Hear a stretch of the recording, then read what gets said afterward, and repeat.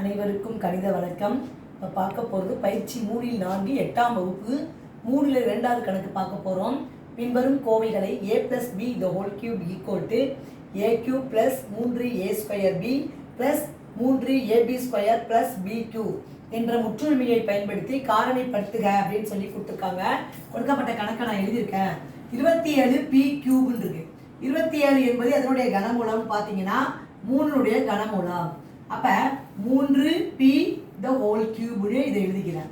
Plus 54p² cube plus 36pq² plus 8 என்பதை 2 8னுடைய கனமூலம் 2.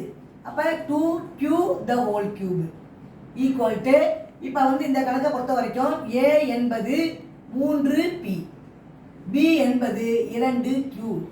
இப்போ என்ன பண்ண போகிறோம், இந்த முற்றுரிமையில் ஒப்பிட்டு பார்க்க போகிறோம். அப்போ a³ plus 3a² b plus 3ab² plus b³ equal to a plus b the whole cube. இந்த முற்றுமையை நான் மாற்றி இப்படி எழுதியிருக்கேன். இப்போ இந்த கணக்கை பொறுத்த வரைக்கும் a³ 3p whole cube plus 3 into a என்பது என்ன 3p, a என்பது 3p ஸ்கொயர் இன்ட்டு b என்பது 2q. அடுத்து ப்ளஸ் போட்டுக்கிறோம். 3 இன்ட்டு a என்பது 3p இன்ட்டு b என்பது 2q ஸ்கொயர் ப்ளஸ் b என்பது 2q the whole cube equal to a plus b. a என்பது என்ன 3p plus 2q the whole cube. அப்போ இந்த கணக்கை பொறுத்த வரைக்கும் என்ன ஆன்சர் கிடைச்சிருக்கு, 3p plus 2q the whole cube.